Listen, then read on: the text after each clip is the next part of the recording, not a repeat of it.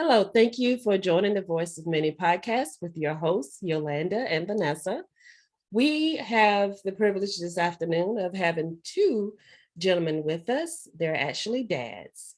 And they came up with this great idea since there's no book, no encyclopedia, really no website that teaches men how to be dads. So, with over 32 years plus together, they have came up with a podcast where they talk about their father experiences and with other guests as well on sharing their stories of fatherhood.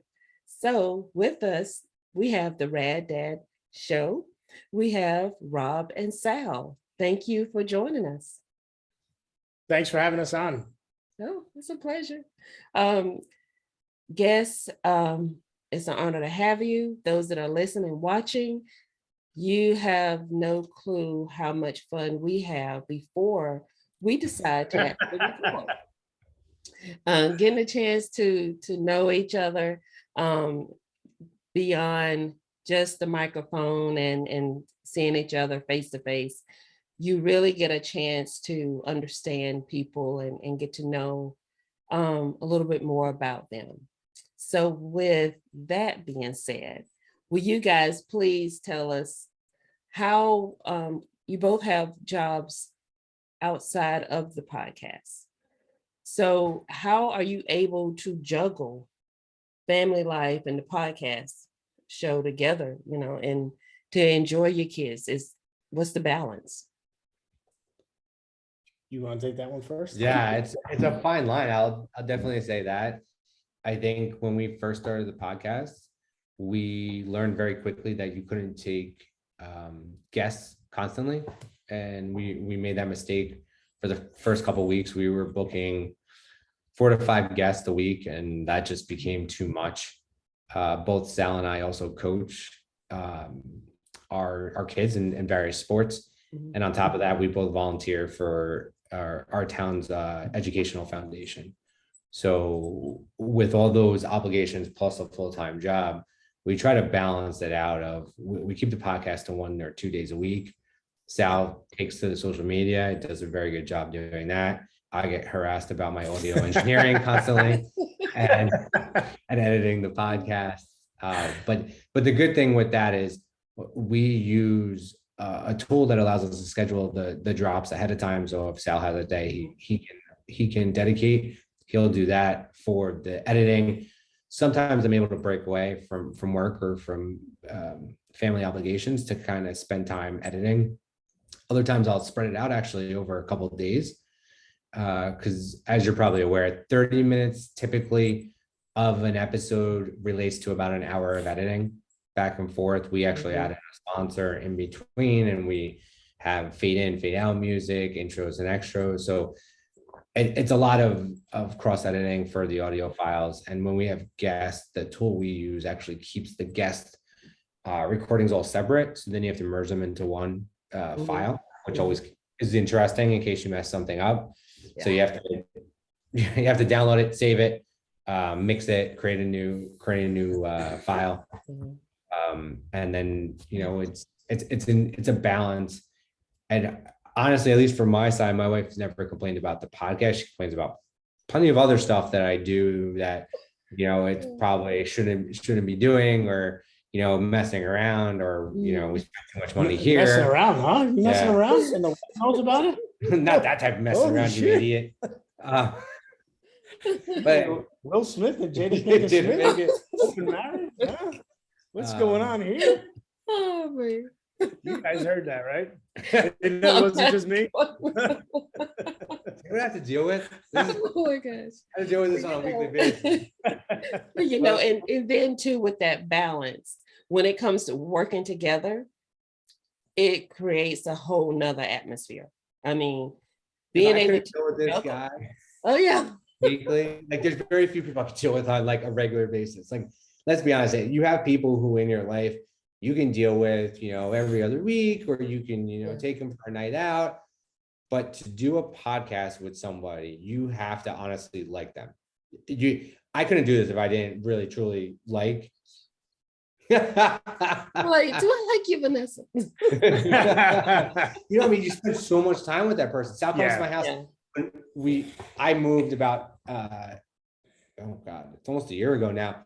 We created one of the rooms, we actually created into a recording studio. It's my office, but we set it up. I set it up to be our recording studio. So we brought in the mix, but we brought in the roadcaster.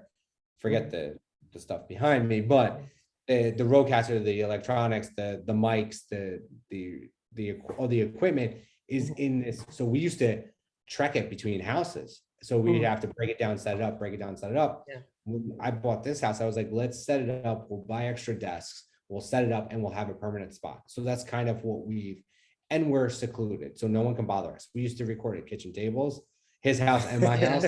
Yeah, So we did it too.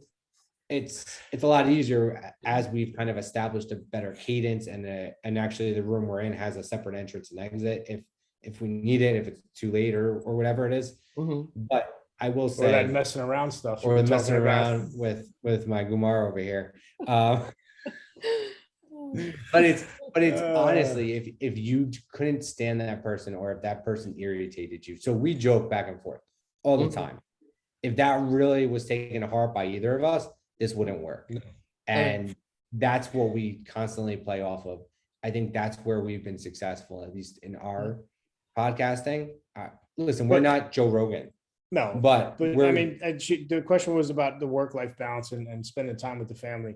I think it's important that we pick days where we're dedicated to work, such as the podcast. We have a specific day that we pick to record. This happens to be an off week, and we're recording on a Friday because we're on your podcast.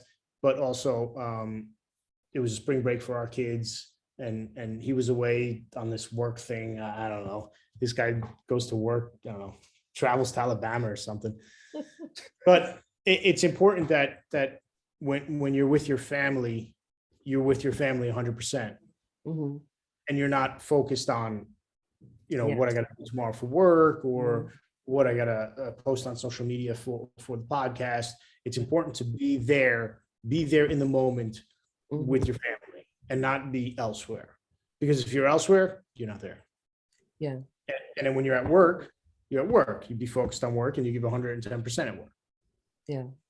Because, I have to say where, Vanessa's at home, but she's working while she's at home and with the smallest child. And so, and like you say, it's hard to relax sometimes. It's hard to even sleep at night sometimes because you're thinking of what you need to do, what you didn't post, or did I add this? Am I sure I edited this before I put it on air? And so it's easy for us. It's easy for us because we drink a half a bottle of bourbon and we sleep nice. We'll get to that one in a minute. We'll get to that in a minute. I'll let you jump in there, Vanessa. You're not going to be quiet on this one. Sounds like Vanessa's got a couple of tricks up her sleeve. It has a crown on top. Okay, that's all. Crown Royale, huh? All right. So whenever you guys aren't super busy with everything in the podcast, how do you guys unwind and detach yourself from everything else? Since you guys are always around each other as well, like, how do you unwind? How do I unwind? I mean, if it's at nighttime after a long day's work or after we're recording a podcast, I typically go home. If my family's still up, I'll just hang out on the couch with them. I'll pour myself a glass of bourbon and I'll just enjoy the moment with the family. Yeah. And just relax. I'm not a big TV guy. I got rid of cable. Wow, probably 4 years since I moved into the house. About 4 years ago. So whatever my kids stream, we'll watch a movie here and there. But just fire pit, hanging out with the family. That's how you unwind. That's how I unwind. Okay. How do you unwind? How do you unwind? Long hot showers at 1 a.m. was up at 3 this morning. But so there's I gotta deal with this on a regular basis. You only have one episode to deal with it.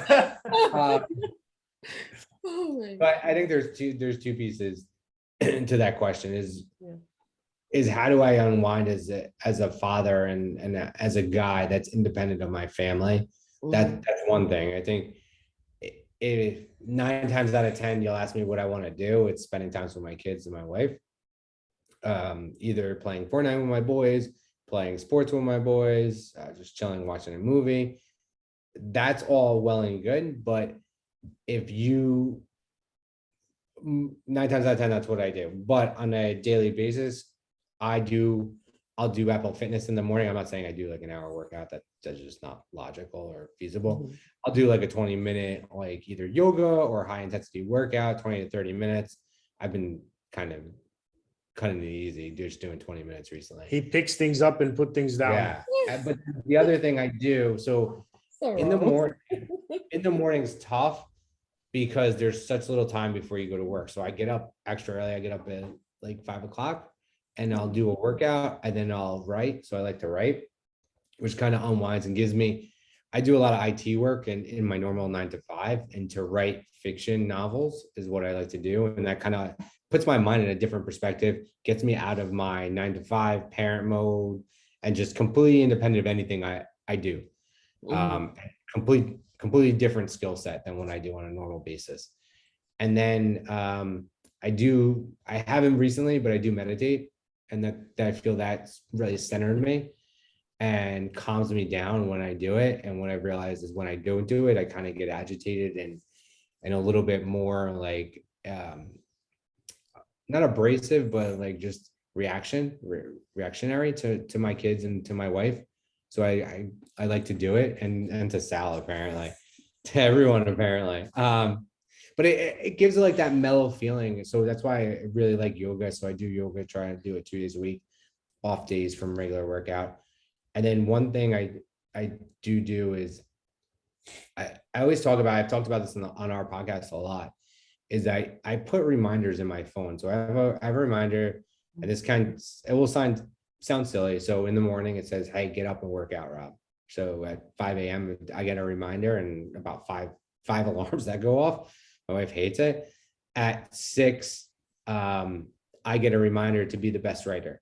So it's like, hey, Rob, like I've written 2 novels, which are over 100,000 words, and a short story. None of them are published, but they're written. They are horrible, but they're written. I think they're horrible, but I'm probably my biggest critic.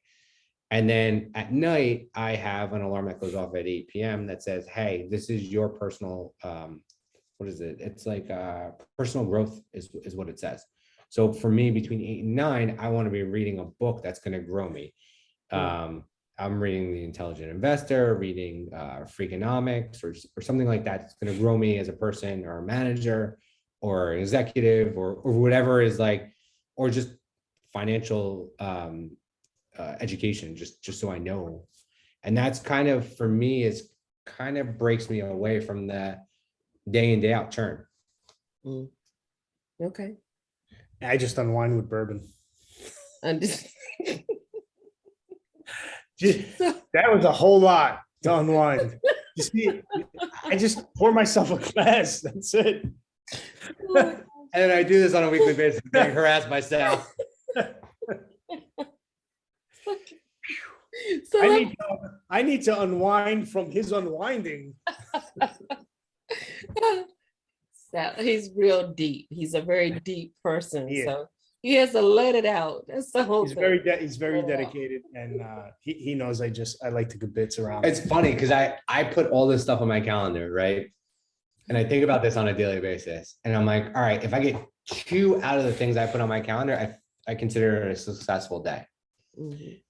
And most days I'll work out. No, it doesn't look like it, but I do. I like to eat as much as I like to work out. So that's the problem.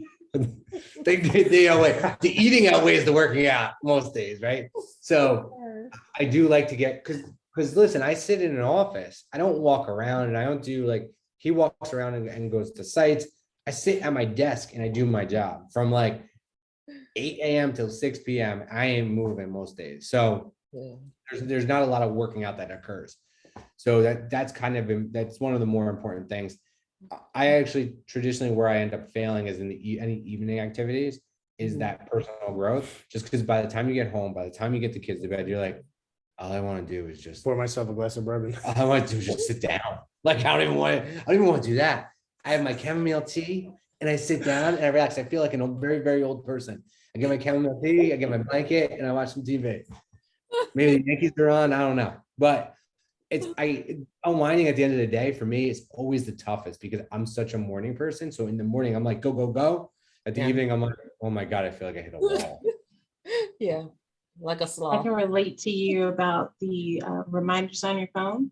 My mom picks on me because I have so many for everything, for like reminding me a couple of minutes ahead of time, like get ready to Go to go the get your bathroom. kids. Are you there to get your kids? Like I have a whole bunch of them. And it's like, it helps me function if I forget. Or it keeps Or you if organized. like sometimes I'm so tired throughout the day that I might just pass out on the couch and go to Without sleep. going to the I need bathroom. something. I need something to wake me up. How old are your kids? 9 and 4, both girls. So Yeah. I'm like, yeah. And then I'm kind of like Sal, glass of wine, Yeah, Okay. a lot of wine. It's that's a different amount of energy needed for that. that's a fun age. It's a busy age. It's a fun age though. Well, let's bring the kids in. So I know you have. No. I'm gonna leave mine at home. No, okay. No, I'm hoping they're sleeping, but they're definitely not sleeping. They're running around. They're all messed up. We went to the West Coast this first spring break, and they're all messed up. They used to wake up at 5:30. They're now waking up at what time do they wake up today? 7 or 7? No, 7:30. I was like, what? My wife wakes up. She's like, the kids aren't awake. My wife doesn't wake up for anybody. She's the last person up in the house. Oh, She's wow. like, where are they? And I was like, they're still sleeping. And I was like, this is nuts. So So, it's very interesting. See them react. let me ask you this: what's dadding? What is that? Wow, look at that. I like that. What is that? Tell me. So, tell us what's that. Being a dad, being there, being engaged, being their support, being their confidence, being, people are we start as a foundation. When houses are built, you start with the foundation and you work its way up, right? Right. Our kids are the same way. You got to help them build that foundation.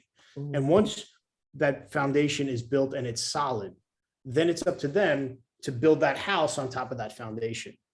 So dadding is helping them achieve that solid foundation, which propels them into building the rest of themselves. Wow. That's really deep. That was deep. Really deep. I'm like, this is the guy with the bourbon. He really Yeah, is. the guy with the bourbon. I want it tonight. Oh my gosh. I want to meditate, and he comes out with that. I was like, whoa. I wasn't looking for that from you, but okay. Yeah, that was really good. The foundation is very strong, very strong. It's very important because with you having all girls, I mean, you have to be firm, but loving and gentle at the same time. But you want to give them that structure of and be that ideal father. So whenever they are growing up and when time does come for them to date or know that they have the right significant other, they're going to look at you as that figure and that role model that that other guy needs to follow. So very, very good. Very good. I think All right. dadding for me is being an active father. Mhm. And so I was lucky enough, I had a dad who was always at every sporting event I played in, very present in my life. And I want that same, I want to be that same figurehead for my kids, even more so, as much as I can. And I think there's a trade-off that fathers make a lot of times between their profession and as do women, but fathers traditionally have made a large sacrifice in the past of fatherhood was secondary to their jobs and bringing home money. And I don't think that's necessarily true. I think they should be equally weighted. And I think fatherhood is probably the more important of the two. Because if you look at corporations and you look at companies, they don't care who you are. They'll replace you in a minute, but those kids are going to be there for the rest of your life. And the time that you spend with them, like I look back on it, I think about this now. My 11-year-old, 11, wow. I think back to 10 years ago when he was born, or 11 years ago when he was born. I can't believe it's been 11 years, but in another 10 years, he's going to be 21, which is crazy to me. And the fact that that 11 years have passed in such a quick time scares you, because in that same time amount, they're going to be adults and you're going to lose out. They, as you're well aware, they leave the nest and go off and have their own lives. And I think it's important. So my parents got divorced later in life, and that really like rocked my world, like very, very badly, and had a very, very negative effect on myself. And my relationship with my father, which has now been rectified. But at the same point, it's, you want to be present. You never want to disappoint your kids. You will. I will at some point, I'm sure. But at the same point, being a present father and doing the activities with them, taking them on vacation and bringing them places and giving them the experiences that as much as you can, or as much as you can afford, is really important. We went to Broadway. So I was really worried. We went to Broadway. We went to go see Wicked. I was terrified, to be honest, because my boys are not. I didn't think we're play people, but we went to a restaurant called Becco's in a restaurant row in Manhattan. And one of their staples is they serve like, and then now this is like Midtown Manhattan, I guess. Yeah, I guess Midtown, wherever, right by Times Square. And they serve these 3 pastas. It's like $25 a plate. It's Lydia's restaurant. I never knew this until later, but the food's amazing. And we took the 4 of us went, and the kids loved the food. So they had this like ravioli type pasta, they had pesto, and they had bolognese. They must have had like 3 servings of the ravioli. Wow. So I was like, all right, this is all they're going to remember from this whole trip. So we watch Wicked. My older son had a sleepover the night before. He's like, oh, I'm so tired. Oh my God, this is over. I was like, Jesus. And Wicked has an intermission too. So I was like, we're never going to make it out of this play. We come out of the play. The second half's really fast because it's a much more action oriented second half. And I'm sorry for anybody who's listening who I'm ruining this for. We get out, we go home next day. My son's like, I really enjoyed Manhattan. I really enjoyed the play, both of them. And I have an 8 and 11-year-old. I was like, what? Who am I talking to right now? It's like, what do you mean? Can we go see another one? I was like, yes, we can. But no, these are not cheap. Like we'll go like 1 a year or 2 a year. But it's a $1,000 expenditure. But the thing that and I'm okay spending the money. That's not the point. The point is, I was so pleased by their reaction and their like mindset that they were able to appreciate the finer arts. Because even when I was a kid, I went, and I remember going to Phantom of the Opera. I was like, this is the worst thing I've ever gone to. And the Giants were on, the New York Giants were on, playing on a Sunday, and I was like, Dad, why are you torturing me with this crap? I want to be home watching the Giants.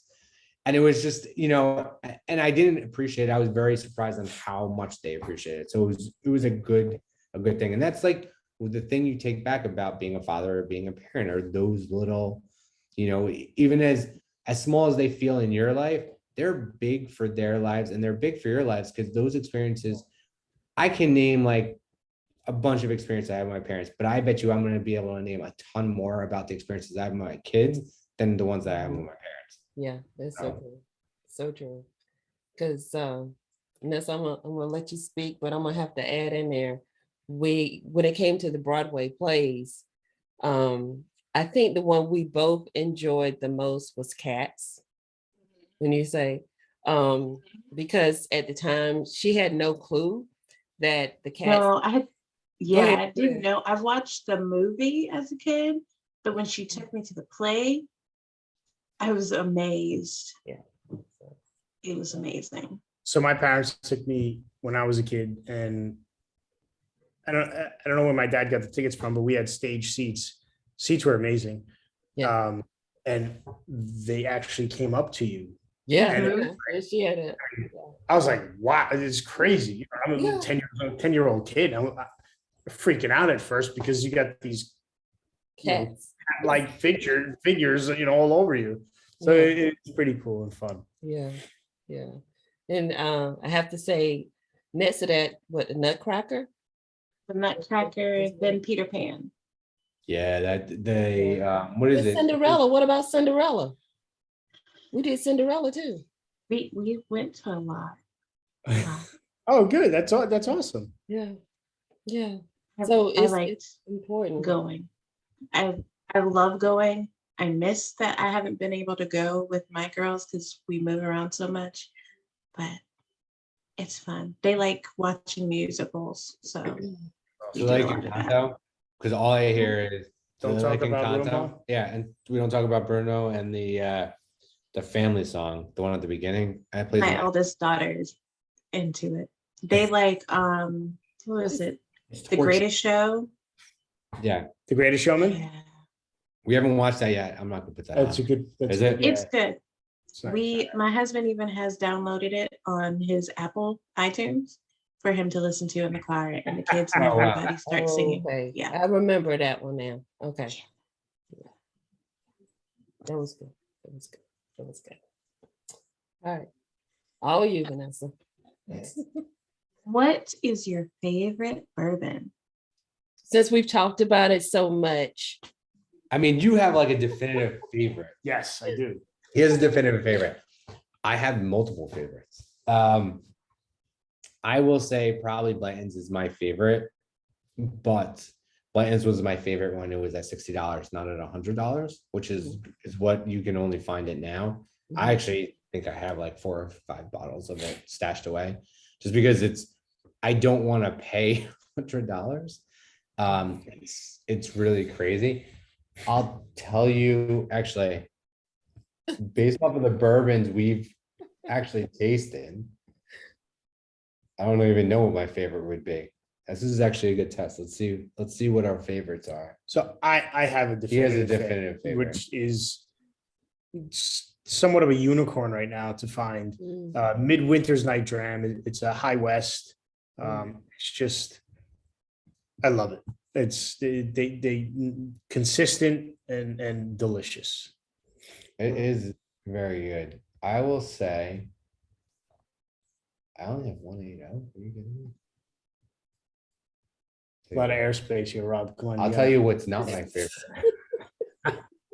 Dickel. Rob does not like the Dickel. So this figures. My favorite is Blood Oath. So Blood Oath, actually, I was telling Sal beforehand because we were discussing this. Is Blood Oath is a very hard bourbon to find. It's about $100. And typically I don't buy like bourbons. Typically the good bourbons that I think are good are typically around $50. Blood Oath is the one I'll actually go and look for and search. But if you can't find that, I think my second favorites are the Four Roses family, so small batch select and single barrel. Okay.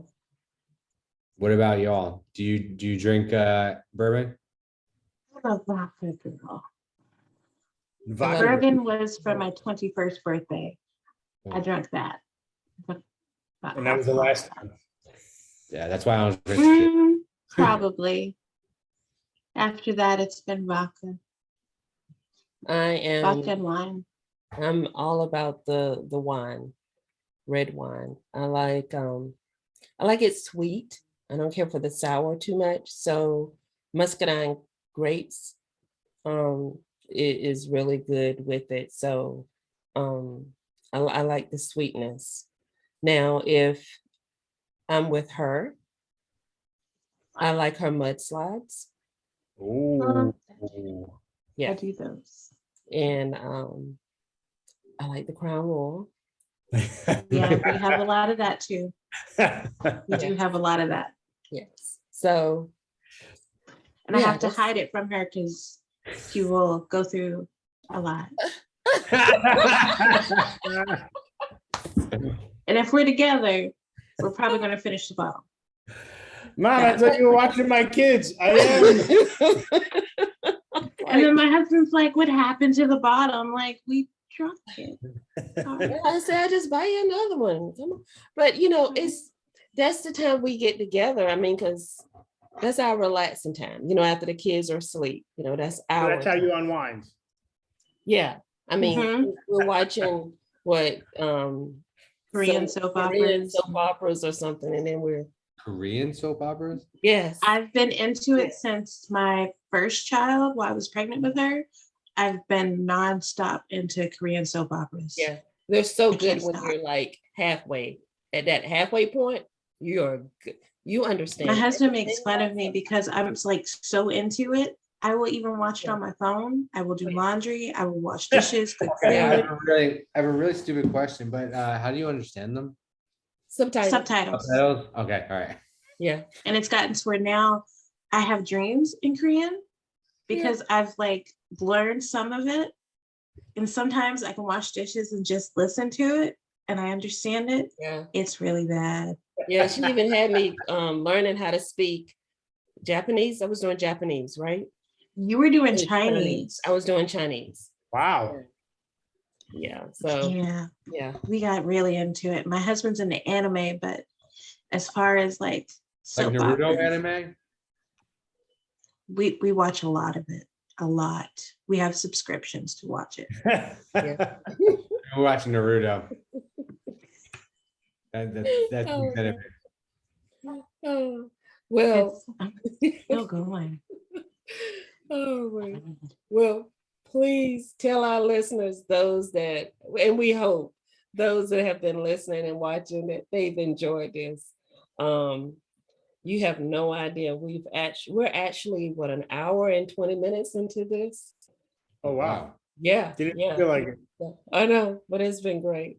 But can you please tell our listeners and those watching how to follow you guys, and especially those men out there, to get that good father advice? How can they follow you and get to hear you? So you can follow us on www.incredidads.com. And if you're on Instagram, we have our Instagram tag is the Rad Dads Show. So it's 2 S's after dads and show, just to clarify. The Rad Dads Show. Yes. And we also have a Facebook group. Yes. So you can find our link tree on our Instagram at the Rad Dads Show. In our link tree, we'll have a link to our Facebook group.